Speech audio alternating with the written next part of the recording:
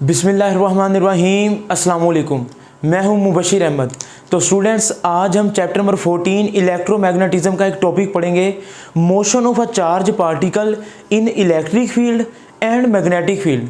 हमने इसको अलग अलग तो डिस्कस किया, आज इसको कंबाइन डिस्कस करेंगे और इसी फोर्स को हम लॉरेंट्ज फोर्स भी कहते हैं। तो बच्चे आइए शुरू करते हैं आज का लेक्चर। तो जी बेटा, सबसे पहले हेडिंग पढ़ें, motion of a charge particle in electric and magnetic field. तो पहले हम चार्ज पार्टिकल की मोशन देखेंगे इलेक्ट्रिक फील्ड के अंदर, फिर हम चार्ज पार्टिकल की मोशन देखेंगे मैग्नेटिक फील्ड के अंदर, फिर उन दोनों को कंबाइन करेंगे। तो बेटा ये देखें, मेरे पास दो प्लेट्स हैं, एक प्लेट के ऊपर पॉजिटिव चार्ज है, एक प्लेट के ऊपर पॉजिटिव चार्ज और दूसरी के ऊपर नेगेटिव चार्ज। और आपने पढ़ा ना कि इलेक्ट्रिक फील्ड लाइन कहाँ से कहाँ होती हैं, पॉजिटिव से आउटवर्ड और नेगेटिव से इनवर्ड। तो ये बात हम चैप्टर नंबर 12 के अंदर पढ़ भी चुके हैं। पहले हम देखेंगे कि चार्ज पार्टिकल इलेक्ट्रिक फील्ड के अंदर कैसे मूव करता है। तो ये हमारे पास दो प्लेट्स हैं, ठीक हो गया। अब इन दोनों प्लेट्स के दरमियान मैं एक चार्ज पार्टिकल प्लस, जो कि पॉजिटिव चार्ज पार्टिकल है, वो प्लेस कर देता हूँ। अच्छा, लफ्ज़ पे गौर करें, मैंने रखा है, यानी कि प्रोजेक्ट नहीं किया, फेंका नहीं है, बल्कि we can place a charge particle between the two plates. अच्छा, अब आप बताएं कि चार्ज पार्टिकल किधर को मूव करेगा। बिल्कुल आपने सही सोचा होगा कि पॉजिटिव चार्ज पॉजिटिव को क्या करेगा, रिपेल, और नेगेटिव पॉजिटिव को क्या करेगा, अट्रैक्ट। तो ये पॉजिटिव चार्ज जब हम इलेक्ट्रिक फील्ड के अंदर रखेंगे, ये इलेक्ट्रिक फील्ड है ना, पॉजिटिव से आउटवर्ड, नेगेटिव से इनवर्ड। तो जब कोई भी पॉजिटिव चार्ज हम इलेक्ट्रिक फील्ड के अंदर रखेंगे तो वो यूं मूव करेगा from positive to negative plate. अगर एक नेगेटिव चार्ज रखेंगे इधर तो ये ऐसे मूव करेगा, नेगेटिव से पॉजिटिव। अब मैं बताना क्या चाह रहा हूँ, बताना ये चाह रहा हूँ कि जब कोई चार्ज पार्टिकल किसी इलेक्ट्रिक फील्ड के अंदर रखें तो उस चार्ज के ऊपर एक फोर्स लगती है which is equal to F physical to Q E. F physical to electric field vector है और फोर्स भी वेक्टर है, चार्ज एक स्केलर क्वांटिटी है। तो बच्चे आप जरा देखें, इस फोर्स की डायरेक्शन उधर ही होगी जिस तरफ इलेक्ट्रिक फील्ड है। अब देखें, इलेक्ट्रिक फील्ड इधर है ना, तो फोर्स भी इधर ही लग रही है। याद रखें, पॉजिटिव चार्ज के केस में, बात समझ आई, नेगेटिव चार्ज के केस में उलट हो जाएगा। अब अगर ये फोर्स इस चार्ज पार्टिकल के ऊपर लग रही है तो जाहिर बात है फोर्स लगेगी तो ये एक जगह से दूसरी जगह यूं मूव करना शुरू कर देगा। इसकी वेलोसिटी चेंज होगी, बिल्कुल होगी। तो वेलोसिटी के चेंज होने को क्या कहते हैं, एक्सेलरेशन पैदा होगा। तो एक्सेलरेशन क्या होगा बेटा बताएं, according to Newton second law, according to Newton's second law, ये बात हमने पढ़ी हुई है। According to Newton second law, F physical to, इसको मैं कह देता हूं एफ ई। तो ये मैं लिख देता हूं F is equal to F E, कि ये फोर्स बराबर होगी। अभी मैं बताता हूं F physical to M A, ये न्यूटन सेकंड लॉ की वैल्यू हम इधर पुट करेंगे। ये F physical to F E से मुराद है कि जब इस चार्ज पार्टिकल के ऊपर फोर्स रखेंगे ना इलेक्ट्रिक फील्ड के अंदर, तो इसके ऊपर फोर्स लगेगी जो कि किसके इक्वल है, इलेक्ट्रिक फोर्स के। अब ये जो उसकी वेलोसिटी चेंज हुई है तो क्या पैदा हुआ, acceleration, which is equal to F is equal to M A according to Newton second law. तो एफ ई की वैल्यू क्या है, F E is equal to Q E, ठीक हो गया।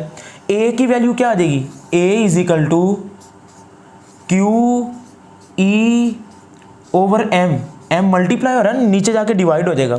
तो जरा इस इक्वेशन पे गौर करें, A is equal to Q E over M.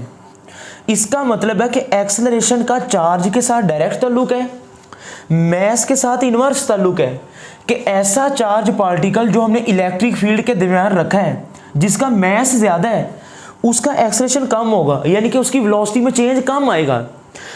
अगर और ये एक्सेलरेशन, इलेक्ट्रिक एक्सेलरेशन की डायरेक्शन किस तरफ होगी, जिधर कोई इलेक्ट्रिक फील्ड की है। तो ये अगर इलेक्ट्रिक फील्ड यूनिफॉर्म होगा ना तो एक्सेलरेशन भी यूनिफॉर्म होगा। तो हम इक्वेशन ऑफ मोशन अप्लाई करके इस चार्ज पार्टिकल की पोजीशन भी किसी भी पॉइंट पर फाइंड कर सकते हैं, ठीक हो गया। अब बच्चे बताना क्या चाह रहा हूं, एफ इजिकल टू क्यू, ये आ गई इलेक्ट्रिक फोर्स। अब ये तो तब लगी है जब मैंने चार्ज पार्टिकल को प्लेस किया है इसके। अगर मैं प्रोजेक्ट करूं, फेंकूं, यानी कि इसको फोर्स लगाऊं, तो अगर पॉजिटिव चार्ज होगा ये तो तेजी से मूव करना शुरू कर देगा। लेकिन अगर मैं नेगेटिव चार्ज को प्रोजेक्ट करूँ, फेंकूँ, प्रोजेक्ट मतलब फेंकना, तो ये नेगेटिव चार्ज को जब मैं इधर को प्रोजेक्ट करूंगा ना तो इलेक्ट्रिक फोर्स इधर को धकेलेगी उसे।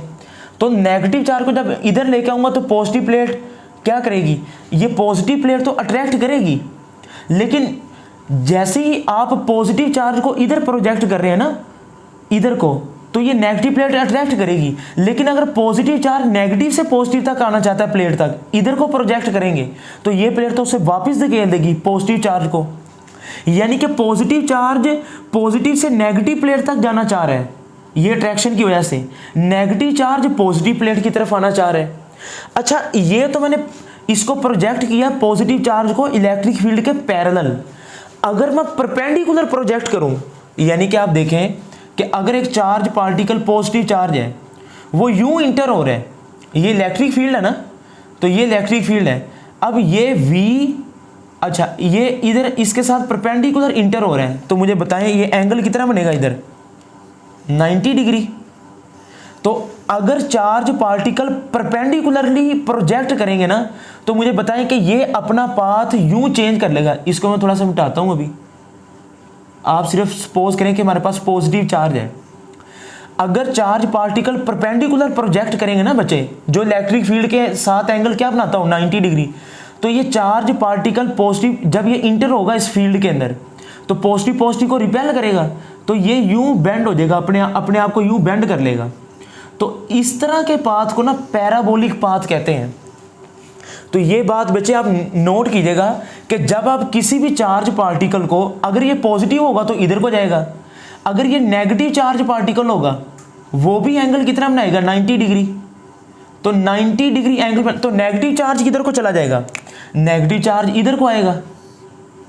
तो बेशक पॉजिटिव चार्ज हो, बेशक नेगेटिव चार्ज हो, अगर वो इलेक्ट्रिक फील्ड के अंदर हम इस तरह प्रोजेक्ट करेंगे कि वो एंगल 90 डिग्री बनाए, तो बच्चे उसका पाथ बनेगा जी पैराबोलिक पाथ। तो ये बात आपने लिख लेनी है कि अगर हम चार्ज पार्टिकल को, वो बेशक पॉजिटिव हो या नेगेटिव, अगर आप उसको ऐसे प्रोजेक्ट करें कि वो इलेक्ट्रिक फील्ड के साथ एंगल कितना बनाए, 90 डिग्री, तो बेशक पॉजिटिव चार्ज हो बेशक नेगेटिव चार्ज हो, तो इस तरह की शेप को हम कहते हैं पैराबोलिक शेप। तो 90 डिग्री पे कैसी शेप होगी, पैराबोलिक। हाँ, अगर वो पैरेलल होगा तो वो स्ट्रेट लाइन में मूव करेगा। ठीक हो गया। अच्छा, अब कोई चार्ज पार्टिकल किसी मैग्नेटिक फील्ड के अंदर रखा हुआ है, तो बच्चे आपको याद है मैग्नेटिक फील्ड के अंदर फोर्स क्या लगती है, अभी मैंने कल ही ये लॉन्ग क्वेश्चन करवाया, इससे पिछले क्वेश्चन के, F B is equal to Q into V cross B, Q into V cross B, this is the magnetic force. अब इसका प्रूफ मैंने आपको इससे लास्ट लेक्चर में करवा दिया है। अब ये इलेक्ट्रिक फोर्स है और ये मैग्नेटिक फोर्स है। तो आइए अब लॉरेंट्ज फोर्स को देखते हैं। लॉरेंट्ज साइंटिस्ट का नाम है। तो बच्चे इसकी जरा डेफिनेशन आप पहले तो नोट करें, the vector sum of electric force, the vector sum of electric force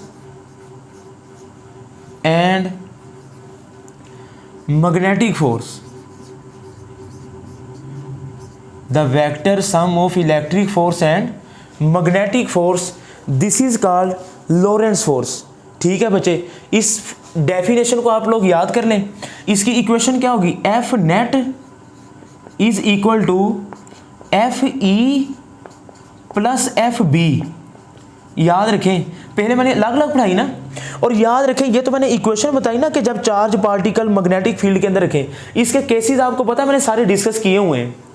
ठीक है, कि चार्ज पार्टिकल जब मैग्नेटिक फील्ड के अंदर इंटर होगा तो वो सर्कुलर पाथ में मूव करेगा। ठीक हो गया। द वेक्टर सम ऑफ दो फोर्सेस का जिक्र हुआ बेटा, electric force and magnetic force, vector sum. तो वो इलेक्ट्रिक फोर्स और मैग्नेटिक फोर्स को जो जमा करेंगे ना, वेक्टर सम इसलिए कहा क्योंकि फोर्स एक वेक्टर क्वांटिटी है। जब दोनों फोर्सेस को जमा करेंगे तो उसके नतीजे में जो फोर्स आएगी ना जमा करके, उसको हम कहेंगे नेट फोर्स, यानी कि दोनों को ऐड करके। तो मुझे बताएं कि एफ नेट किसके इक्वल आ जाएगा, F net is equal to electric force की वैल्यू क्या है जी, Q E plus magnetic force की Q into V cross B. तो ये इक्वेशन आ जाएगी। इससे Q कॉमन आ सकता है ना बेटा, F net is equal to Q common ले लें, तो ब्रैकेट में क्या लिखेंगे, E plus V cross B, E plus V cross B. तो this is the final formula of Lorentz force. अब याद रखें इलेक्ट्रिक फोर्स और मैग्नेटिक फोर्स को हमने ऐड किया है। अब इसके अंदर जो सबसे फेमस एमसीक्यूज है ना बेटा, वो ये है, आप लोग नोट कीजिएगा, नोट, सिर्फ इलेक्ट्रिक फोर्स वर्क करती है, मैग्नेटिक फोर्स वर्क नहीं करती। यानी कि इलेक्ट्रिक फोर्स चार्ज के ऊपर वर्क करेगी, electric force does work only. तो ये नोट के अंदर बात आप लिखेंगे, electric force does work only, सिर्फ इलेक्ट्रिक फोर्स वर्क करेगी। तो दूसरा एमसीक्यूज क्या है जी, magnetic force does not work, magnetic force charge particle के ऊपर कोई वर्क नहीं करेगी। Magnetic force does not work but it just deflects, ये सिर्फ मोड़ेगी charge, it just deflects the charge particle. तो ये बेटा ये दो लाइन ना आपने एज ए एमसीक्यूज के तौर पर याद करनी है। सिर्फ और सिर्फ इलेक्ट्रिक फोर्स की वजह से वर्क होता है, मैग्नेटिक फोर्स चार्ज पार्टिकल के ऊपर वर्क नहीं करती, बल्कि उसका पाथ चेंज करती है, सिर्फ उसका डिफ्लेक्ट मोड़ देती है। डिफ्लेक्ट का मतलब है मुड़ना, उसको मोड़ती है। याद रखें, जब भी चार्ज पार्टिकल मैग्नेटिक फील्ड में 90 डिग्री के एंगल पे इंटर होगा ना, वो बेशक पॉजिटिव और नेगेटिव हो, वो सर्कल में मूव करेगा। इससे अगला लॉन्ग क्वेश्चन हमारा यही है।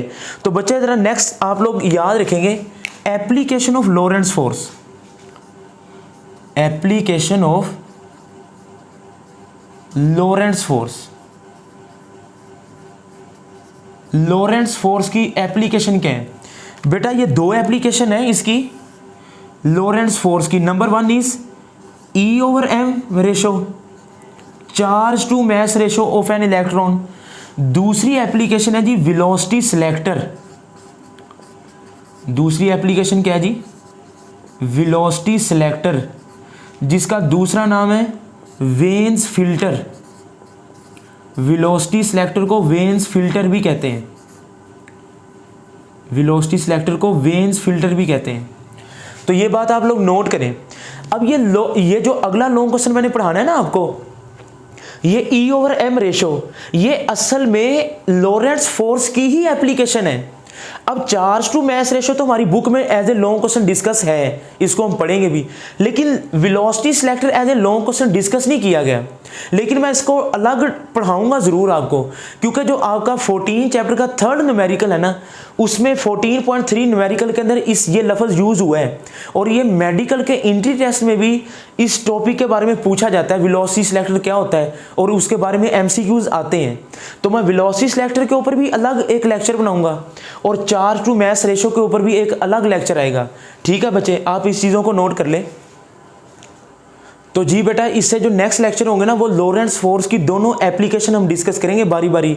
तो वेलोसिटी सिलेक्टर और चार्ज टू मास रेशो अगर आप समझना चाहते हैं तो इससे नेक्स्ट वाले दोनों लेक्चरों को आप ज़रूर देखेंगे। अपना बहुत सा ख्याल रखें। मुबश्शिर अहमद को दें इजाज़त। अल्लाह हाफिज़।